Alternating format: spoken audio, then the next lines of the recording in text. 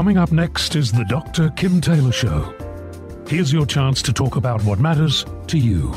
Although you'll receive helpful advice from Dr. Kim, remember this is not to be construed as any form of psychotherapy, diagnosis or treatment, and cannot replace a therapeutic relationship with a mental health professional. You can reach Dr. Kim by calling 564-1290 or 866-564-1290. You can also listen live on the internet at drkimtaylorshow.com. Now, here's Dr. Kim.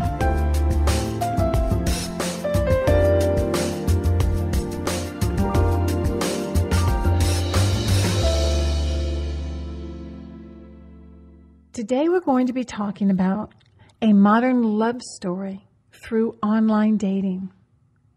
Now, I just love a love story, and not necessarily the happily ever after ones, but I like the ones where people meet, then they're faced with these major obstacles that they have to overcome, and they have all kinds of baggage that they have to sort through before they can finally find their way to real love and happiness.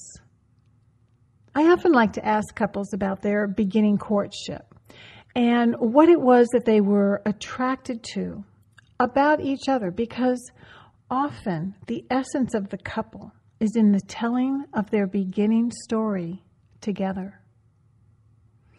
So today we're going to be talking about finding love online, and we're talking about trying to do that in the biggest dating pool that has ever existed. And so we're going to talk about what is it that you need to know in order to be successful in this process. Now, we've talked about online dating for the younger generation, but what about those who are looking for love in their later years, or perhaps even after a divorce or a death of a spouse?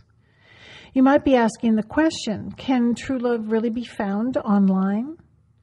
Well, let me tell you, more than 40 million Americans are trying to find it.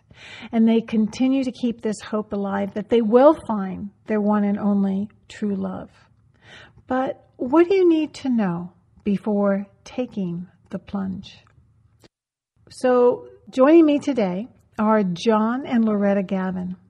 They've both had experience with online dating after their own personal divorces. And they're here to not only share their story, but the funny part about this is that John Gavin has written a book titled Romeo's Dilemma, a true modern love story.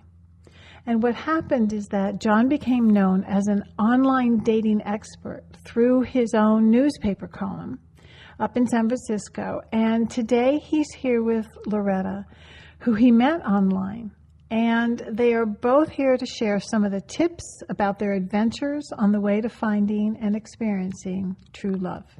So stay tuned as we talk about the differences not only between men and women, but also about what has become the new normal in the dating world. So, of course, if you have a question, you can call in at 805-564-1290, or you can email me your questions at drkim@drkimtaylorshow.com. So stay with me. We're going to take a quick break, but I'll be right back with my guests. I'm Dr. Kim Taylor, and you're listening to the Dr. Kim Taylor Show right here at KZSB AM 1290. You are listening to Dr. Kim Taylor on KZSB AM 1290. My guests are John and Loretta Gavin, and John has written the book Romeo's Dilemma, a true modern love story, and it is about his experience with online dating and through his job as a newspaper advice columnist, although it didn't start out as you were giving advice, correct, John? Well, no. When I first started the column, I had never been a newspaper writer at all. I didn't know if anybody was going to even call in or ask back for advice. But as my weekly column sort of picked up steam, I started getting questions from people about online dating. I would like to welcome you both to this program, and I really want to start out by, how did this all turn around and you became the online dating coach? Absolutely by chance. I was sitting in a coffee shop one morning. I'd met somebody. I'd met somebody online, as a matter of fact, and she worked for the local newspaper. And I told her how fascinating that was, and we had a conversation about it. And I told her, I'd always been a little bit of a writer, And I told her about my hope to one day write for a newspaper, and I thought, I know about online dating, and it seems to be pretty topical. I thought maybe I could do something like that. So I mentioned that to her. She liked the idea. She mentioned it to her editor, and he liked it, wanted to see a sample of my writing. And the sample I turned in, the first column I turned in, he ran as the first column of the Online Dating Coach. Uh-huh. So you were going to be using all of your own experience and talking about that in a very public way, it sounds like. Yes, very public, and my own experience and not just my experience, but my observations. I mean, I'd been online dating for, a long time at that point, 5 or 6 years or more. And so I had experience, but I had a lot of observations. I talked to a lot of people who were doing it, and one of the things I noticed is a lot of the women that I met via online dating sites weren't that comfortable with them. They weren't that comfortable with the process. I mean, I kind of liked it, and most guys I knew liked it, but I noticed that a lot of the women seemed very careful about it, and not that excited and nervous and hated it. And hated it, yeah, and dreaded it in a lot of cases. So I wanted to address that. Okay, and what age range are we talking about here? Because you're not starting young, you're starting after age of divorce, you're starting in midlife. So you're talking to an audience that is basically trying to figure out how to do this new dating thing and doing it online and trying to find their comfort level with that. Yeah, absolutely. Midlife, post-divorce in many cases, and widows and widowers in some cases. Mm-hmm. Yeah, and so what I wanted to do was just explain what's going on. And it seemed to me there was a lot of misunderstandings, and I thought maybe I could smooth out the playing field a little bit by just explaining those. Loretta, how did you first decide you were going to go online and try dating? My best friend made me. And you'll probably hear that story from a lot of other women my age. She twisted my arm? Yes. She made me do it? I'm going to put the profile up if you don't. And kind of kicking and screaming, to tell you the truth. I didn't want to do it, and I think I've heard that from a lot of women. Right. But then when you do, it's fun at first and kind of exciting. A lot of expectations, though, a lot. And that part can really, I think that plays into what John was saying, is that I think when we bring those expectations and we get disappointed, we find out it's not so fun. And that was the issue, I think, with most of women was, well, they show us that we're going to meet our soulmate, and they show the couple who's married, and everybody finds their soulmate this way, and you learn very quickly that the chances are really kind of slim that that's going to happen. And so you feel disappointed. So basically what this still is doing is that online dating does provide a bigger pool into which you can search out and find that soulmate or the happily ever after, but that you still have to go through all of the dating work and process that you do and had to do when you perhaps met your first. Oh, yeah, absolutely. Loretta's fond of pointing out that it's not really online dating, it's online meeting. It's a meeting place. And that's a good point, simply yes. that. Mm-hmm. It's a starting point, and that's all it is. Mm-hmm. It's just a really big starting point, as you alluded to earlier. I mean, so many people are online. It's a huge dating pool. So, where do you start? It used to be years ago, I was reading an article in the New York Times today. Years ago, about 1940s, most people met their significant other either through family or through friends or church or work, they would be in your neighborhood or maybe in your town at most, Your soulmate lived down the street. Right, your soulmate. Always. Convenient. Exactly. Was next door. And in our case, and online dating is great because in our case, Loretta and I, we didn't live anywhere near each other. It was a half-hour drive. I never would have met her. I never would have met her without online dating. Right. With your book, John, it sounds like online dating had kind of become a side profession for you, and that you spent a number of years doing this, and that you were talking about what your experience was with the dating, with a lot of the dates and how they went. So what kind of advice did you find your viewers were really looking for? Well, you make a good point. It almost was like a second job. It was that much work and can be that much work because there's nothing to stop you if you want to keep doing it. But so... it's a good question. What my readers were really looking for, I think, they would ask questions like, where do I meet someone and how do I meet someone and all that. But I think the basic tenet that most of the questions had in common was, how do I make this a good experience? How do I have fun, and how do I enjoy this, and how does it be less scary and weird, and those sorts of things. And again, a lot of those readers were women, and they were a little bit careful about online dating. So they wanted it to be a good experience, and that's really what they're asking about, I think. Well, one of the things that you write about is that what became very obvious to you was there was a profound difference between what men were looking for and what women's experience was like with this dating, that there were really two sets of rules. So can you really explain what you mean by this? Yeah, but two sets of rules. What I meant was that men and women go about dating very differently. Men and women are very different, and they just have different styles and different they're wired differently. So women really need to hear this because it will help them to understand why what they think should work doesn't work, and that the signals that men are sending aren't necessarily what they're intending. So please do explain. Men tend to go pretty quick, and the dating sites are great for that. You get to see a lot of pictures of attractive ladies, and you line up dates, and you date as many of them as you can, and that's kind of how men go about it. Women tend to be a little more focused in their process. They'll pick one guy, and they'll try him, and that doesn't work out, and they'll pick another guy. And they'll put a lot of energy into that one. A lot of energy, yeah, where guys don't, guys aren't planning ahead and not thinking it through. They're just sort of going happy-go-lucky out there dating. So it really is sort of two different sets of rules. The men... And it seems to me the dating sites are set up for men. I may be wrong about that, but dating sites really fit with the way guys look for dates. So it's geared more toward men? I wouldn't be surprised if it was, by men, for men. Exactly. Right. You talked about like ladies' night. The reason there's ladies' night at the local bar is to bring in because the guys are going to be there. They know the guys will be there. The guys are going to come because it's ladies' night. Yeah. So this is a ladies' night online. All the women are there. Kind of like what Loretta alluded to earlier. The ads for Match.com and eHarmony and all that, they show people dressed in wedding attire, and they show people finding their soulmates, and that appeals to women. So the women come to the dating site. Once the women are there, like Laura said, like ladies' night, then the men show up. Mm-hmm. One of the terms you use is that they're all playing off a different sheet of music. Yeah, and I think that really what I meant there is just that different programming, the way, it's sort of fashioned to the way men go about meeting women, and that's their sheet of music. And women are, they're just trying to meet the one guy, and like I said, if that one doesn't work out, they'll go on to the next. And we're doing a waltz, and they're doing the foxtrot. Yeah, at double speed, right? Yeah, it's the two styles don't match up initially, and that leads to some.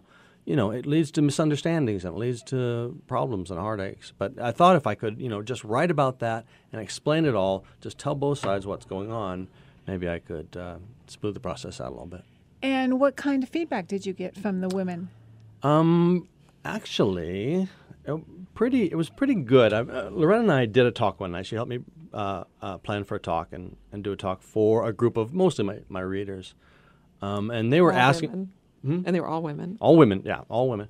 And so they were asking, how do guys date, and what do guys think, and what does this mean? And it was the funniest thing, when I would tell them, their heads would all sort of nod, like, yeah, I thought that's what, I think they thought that's what was going on. Mm-hmm. I think women actually have a pretty good idea of what men do and how they do it. But when it's filtered through their process of how they're doing it, sometimes... And all their friends saying, it's okay. Yeah. He's just busy. That's why he hasn't called. Right. Hang in there. Right. Just hang in there. You guys need to work harder. Right. Yeah, that's the advice you always get. Just work harder. But you got the advice from the guy would have been, if he's not calling you. He's not into right. you. He's not into you. Yeah, and what I used to... the advice I gave a lot was, hey, if he's not making you feel special, he's probably not the guy. You can make all the excuses you want. You can listen to your friend's advice. They can make all the excuses they want. But if it doesn't feel good to you, then it's probably not good. Okay, but one of the things that I hear is that women will go on these dates, and they'll sit and have coffee, and they will think that everything is going really well, and that they think that they're really in tune, that the other person is interested, and they end the date and think that there's going to be another call, and then nothing happens. Yeah. What gives? Weird, That's huh? one of the things that women Yes. do not still Men are understand. terrible, aren't we? Men are terrible. No.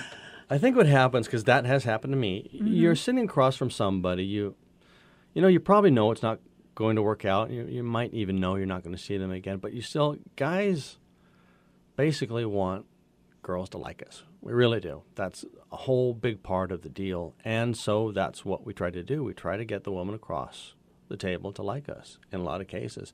And yeah, sometimes that leads to, a really interesting conversation that lasts for 45 minutes or an hour and a half or something.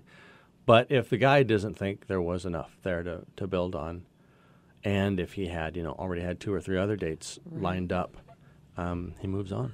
Well, that's what I think that you were saying that's what women think when we're sitting there and we're having this great conversation with a man. Mm-hmm. And so we're thinking we're clicking because we are focused on the one in front of us.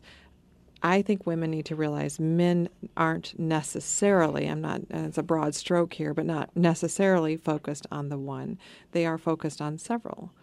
They, like John said, they'll have the next date lined up, or I know for a fact, not only with John, but several other guys I dated, they did have several dates throughout the week set up. Coffee dates, that's okay, or even going out and having a drink or hiking or whatever.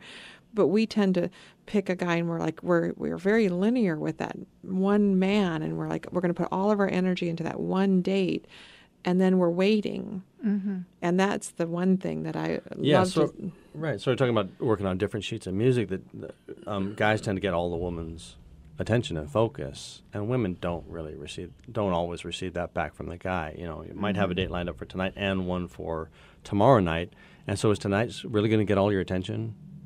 And maybe it did go better than you realized, but you're thinking about tomorrow night's date, and you're off on, finding more as opposed to finding the one. Yeah, exactly. And the title of the book, Romeo's Dilemma, is sort of an allusion just to that. Romeo's Dilemma it's the dilemma where you've been on the dating sites for a while, or you've been on them as long as I was, and you get to the point where you tell yourself you're looking for the right person, but in reality, what you end up looking for is the next person. Mm-hmm. You've always got the next date. The next date is always easy to set up. It's right there on your computer. You send an email and set it up. All right, we're going to come right back with my guests, John and Loretta Gavin, and we're going to talk about how the two of you met through all of this and how you actually made it stick. So I'll be right back. I'm Dr. Kim. You're listening to the Dr. Kim Taylor Show right here at KZSB, AM 1290. You are listening to Dr. Kim Taylor on KZSB, AM 1290.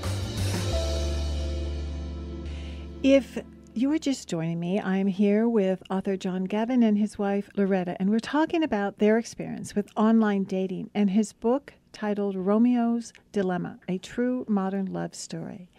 So the truth of it all is that you were both, at the time, dating online. But what is your story? How did you actually meet? And part of what you wrote in the book is that you met and it was really fast, and then you slowed the process down. So tell us how this went.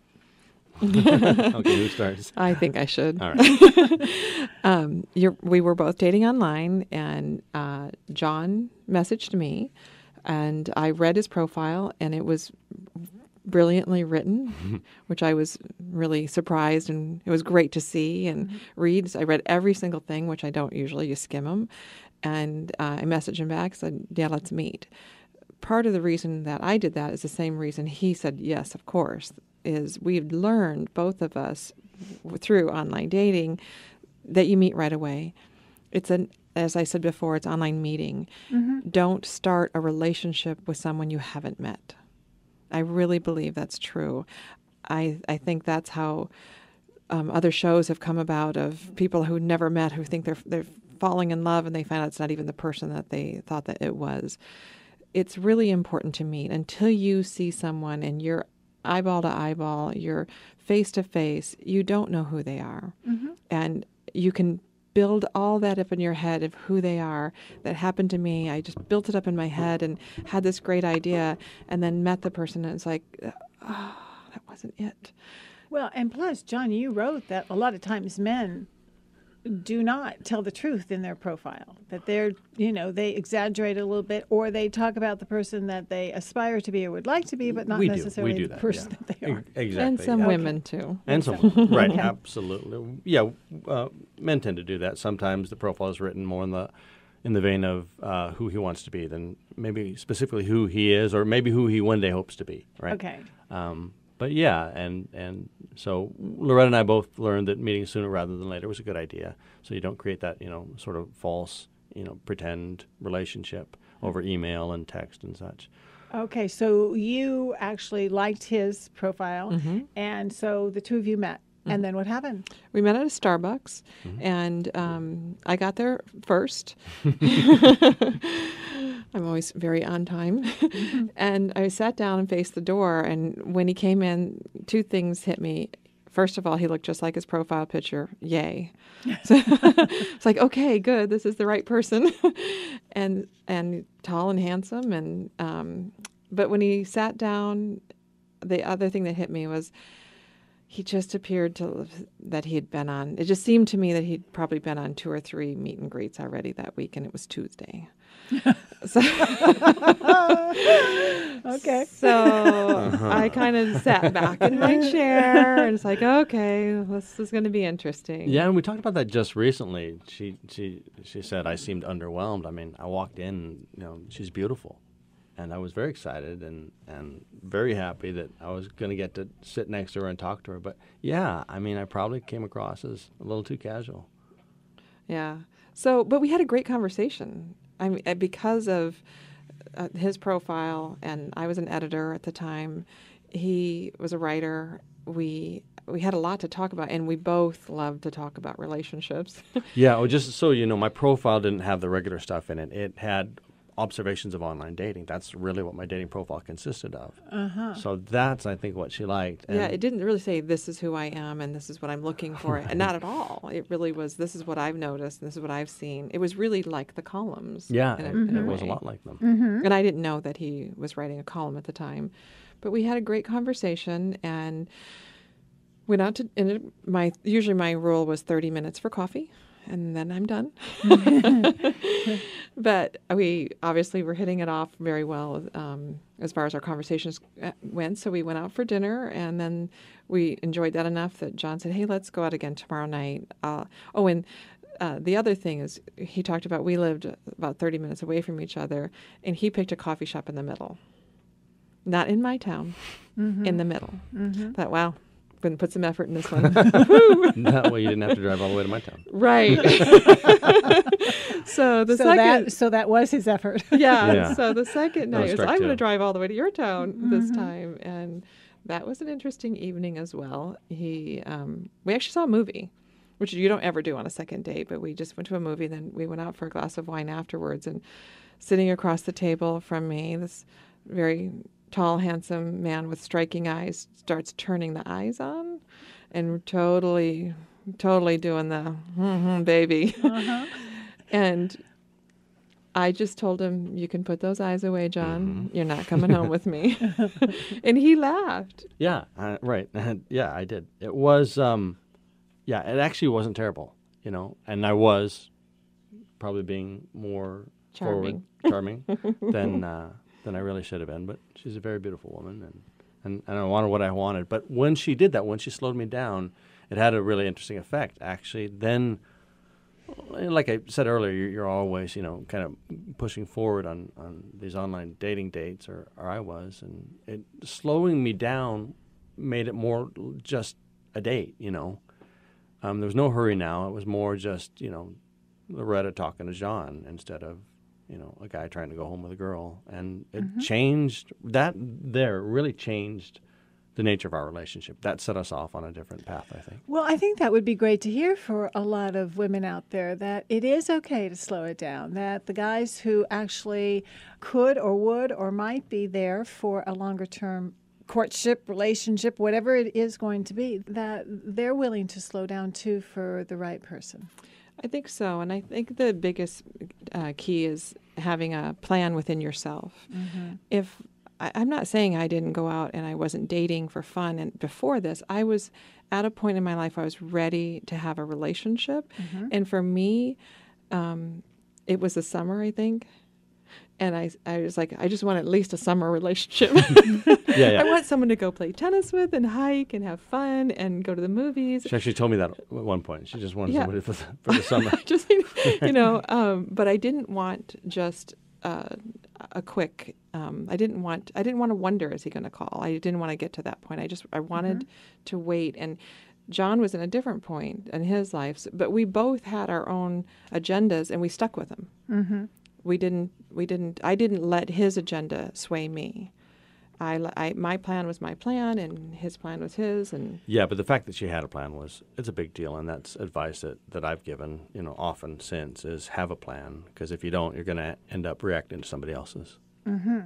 Okay. Well, that's probably a really good point. So the two of you started out, but then there was a slowing down process because, John, it sounds like you weren't yet ready to kind of think about her as just the exclusive. Yeah, well, you remember true. one of those other meet and greets? He'd already met somebody else that he was sort of dating. And so it turned out we would just decide to be friends. Right. We had a great rapport. So he started dating. I started dating and a then girl I started up by dating. Right, and you started dating somebody else. And then you also started to get involved in giving him advice for the columns that he was writing. Well, we met on a Tuesday, and he always wrote his columns for the Sunday paper, and he had to turn them into his editor on Thursday. So that Thursday, he said, 2 days after we met, would you mind taking a look at my column? And I was flattered. I was like, of course I will. And that started it immediately. So that was the fourth column. Mm-hmm. And every single column besides one after that he sent to me. Yes. Every one. And a lot of them we talked about prior, just the things we were going through personally, dating other people, and wow, I can't believe this is happening. And he's like, well, that guy's probably a player. Yeah, we ended up having great conversations, and it was great to have. Actually, what happened was this. I was writing an advice column basically to women about what guys think and what guys do, but I didn't understand women so much. So she gave you the women's perspective. She gave me the woman's perspective. Well, and he would tell me, he was dating someone, and it's like, she's just cool, and she's casual, and she just like a guy. She really doesn't want to get in a relationship. And I was like, I'm sorry. Heard that one before. Right. That's sort of we've learned all these tricks to sort of get you guys into a relationship with us, and that one doesn't work. It just doesn't in my book. And sure enough, later he'd go, man, did she turn around? She just like wanted a relationship, and she wanted this. And it's like, I told ya. Yeah, so that it really gave the columns much more depth. It was fun. They were a little bit one-sided because that's the side I knew. Right. And then having Loretta's input, not only as an editor, but somebody offering ideas. And by the way, here's how the women see this. Just made them better. And it was kind of brutal at first, huh? Frank, yeah. Yeah, it's like, right. I think you should change this, and I think you should do this. And right. he just he was very good about Well, listening Loretta to is it. very intelligent and very plain-spoken, and I like both of those things. Mm-hmm. And, we had great conversations and led to good columns. Very good columns, yeah. So while the two of you met online, really your relationship developed by sharing the interest of this column and talking to each other about each other's dates, not necessarily your date together, but the dating that you were doing outside of the two of you. Yeah, well, it's a fascinating topic for us still. We wrote a book about it, and we still talk about it. But so we talked about that. We got to know each other. We did. It was I think when you're dating someone, you have the butterflies. You have I hope he likes me, or I hope she likes me.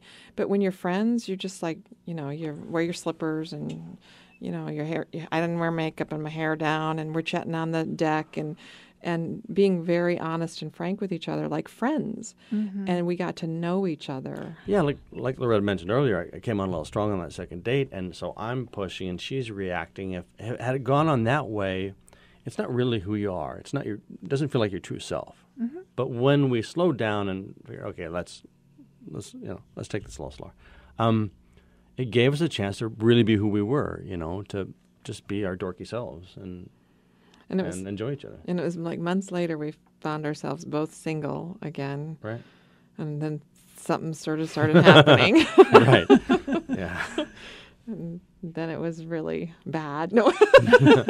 Bad in a good way, though. Yeah, actually, things kind of took off there. Well, and I hope I'm not jumping ahead or anything, but what happened was our friendship turned into a romantic relationship one evening. Yes, it did. And the next day, I didn't see him after that for 2 months. Yeah. You got scared? Cold feet? I did. I got scared. I got weird. I got like it.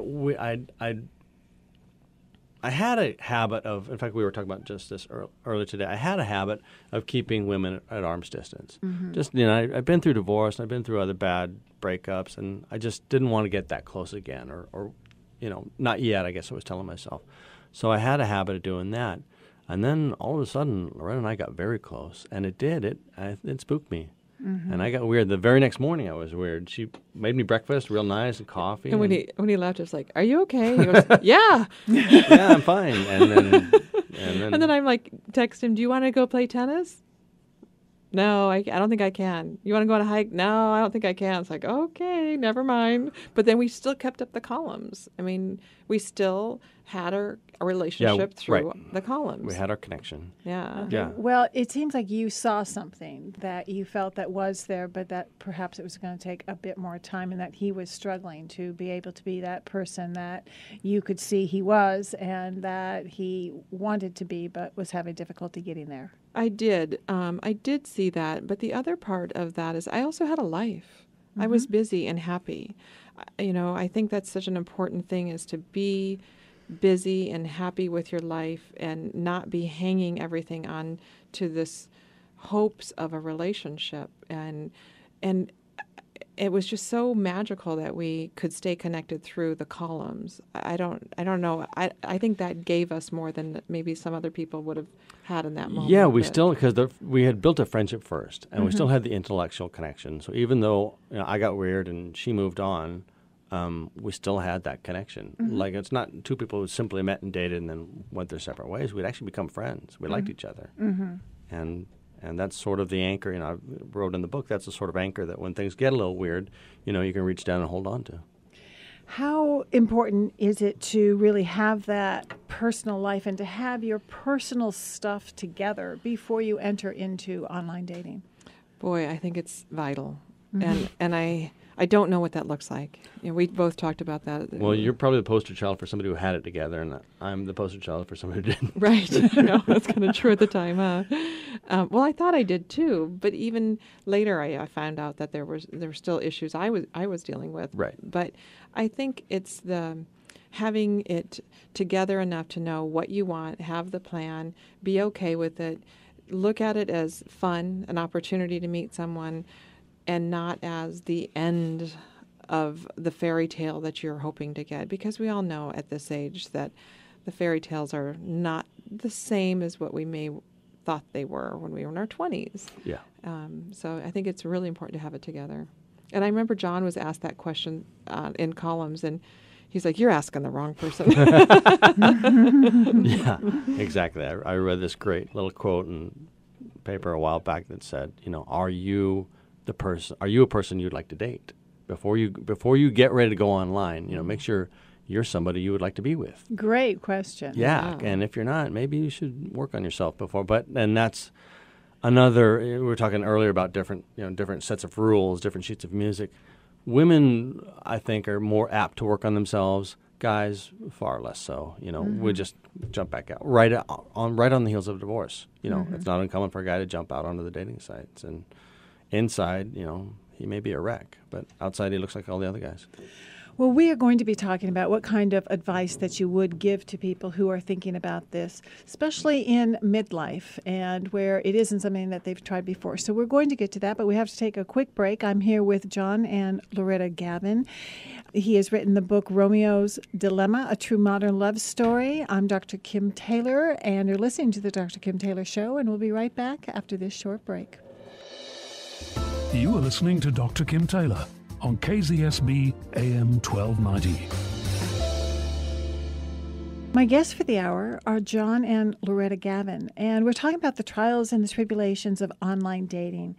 They together have a success story, but it didn't come easy, and there are a lot of things that perhaps that they can share with us about what they've learned along the way.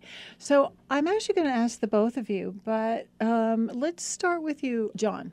What is it that you would tell women and or men about what kind of advice would be best about online dating? About online dating, and I think it probably extends to most kinds of dating, is number one, have a plan. Know what it is you're looking for and stick to it. Remind yourself of what it is you're looking for and stick to the plan. And like I've said earlier, if you don't stick to your plan, or if you don't have a plan, you may end up reacting to somebody else's. So number one, have a plan.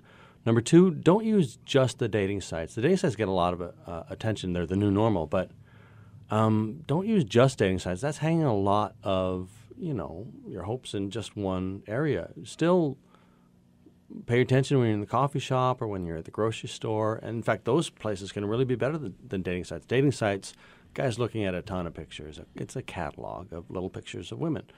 But out in public, it's just you and him, and you've got far more leverage than you would if you're just a picture on a dating site. And the third thing I say is have fun with it. I know that's easy to say. Everybody says have fun, but don't take it so seriously. Don't hang so much emotion on it. Like we were talking about ladies' night at a bar earlier. Just like you don't go into a bar thinking that you need to meet your husband, well, don't look at dating sites that way either. It's just it's just one other way to meet guys. Have fun with it. Don't take it too seriously. Loretta, what would you say? You totally took my answers. I did. I'm just kidding. I'm reading off of her page. Yeah. Well, it's interesting because you gave advice to women. Yes. Right, but not men. Right. Oh, good point. And so as I was listening, I was thinking, okay, well, that's really great advice for women. So I think on that, I should give some advice to men. Mm-hmm. And I would suggest, number one, be honest. If your age is 52, it's okay to put 52. Be honest. And the other thing, just a plain, simple online dating advice, do not take a picture of yourself with your phone in the mirror. No selfies. Have friends. Show that you have friends. And meet right away. I said before like that, I think that we've both had lots of experiences of having a lot build up in our mind about the person you're going to meet. And meeting right away is okay. Make it obviously a public place. Don't, invite someone over to your house. But meeting right away is very important. And I agree with the have fun. The pictures should be fun. What you say should be fun. It's not about giving your entire life story. It's a chance to meet someone, be quick with it. It's sort of, here I am, come and meet me. Mm-hmm. And then you might decide you like me. So I think that's the case. And I think the biggest thing is we all have to be honest on them. And I'm going to admit that I wasn't, because I was over 50, and the cutoff. I used to be in real estate, and we used to say, if someone wanted their house to sell for $510,000, we'd say, well, we need to put it at $499 because someone's going to look just to $500. That's the same with the dating sites. I know the guy's cutoff is 49 or 39 or whatever it is, and I would ask guys to broaden their search. There's a lot of wonderful women in their 50s out there and their age and older. I can attest to that. John, what did you learn about yourself through online dating?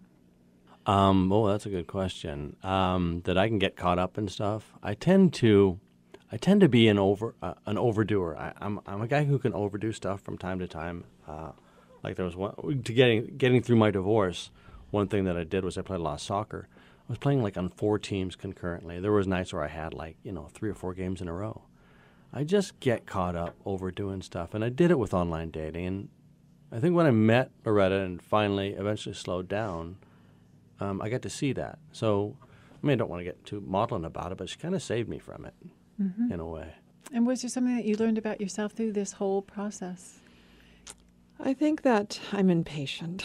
She wants what she wants when she wants it. And I had to learn also to have patience and talk about meeting someone that I had to have a great amount of patience with. I can tell you, 5 years before that, I would have no way would I've stuck around. It doesn't matter if he's a great guy or not. I'm on to, if this isn't happening, I'm done. And that was funny about us. Like, we kept coming back. Like, we'd hit a bump in the road and it'd send us off in different directions, but we kept coming back. We kept looking for each other again, kept finding each other again. And I attribute that, I guess, to who we are as people, but to that just basic friendship that we created at first.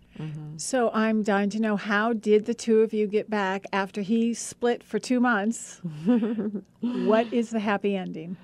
Well, I was gone on, into holidays and stuff. When I got back, John's like, I think I'm ready to come over. Came over, and we just immediately like fell into like it was the next day. It was odd for kind of both of us. But then it was a bumpy ride for 3 months. It was, yeah. Because he wanted to date still, and I knew he needed to. I just kind of... She was, yeah. She's a little bit impatient, but she was very patient then. And I did need, like I had been... I think we talked a little bit about this earlier. When you're in the habit of lots of little mini relationships, when the chance for a good one comes along and someone worthy of a good one comes along, you haven't put in the practice. You're really not ready for it. And so I had to kind of slow down and get ready for it. And she waited. She waited.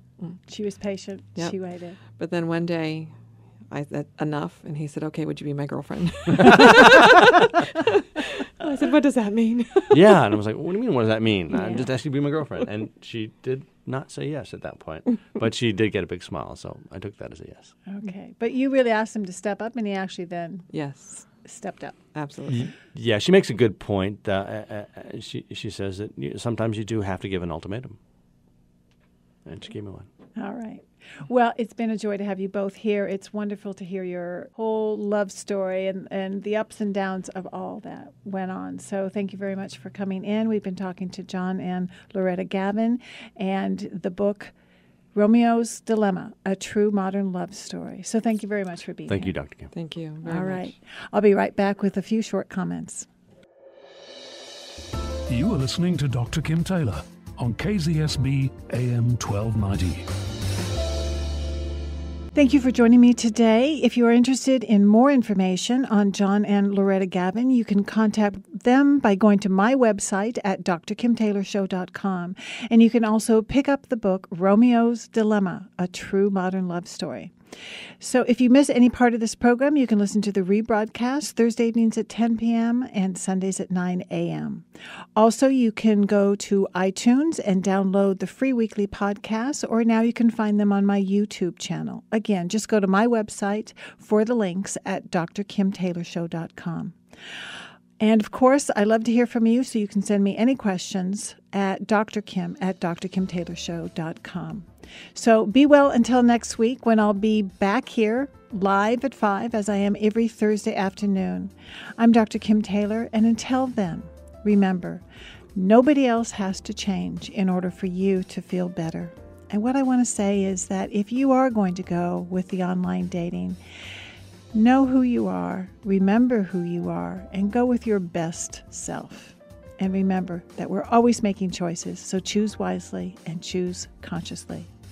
Take good care until next time.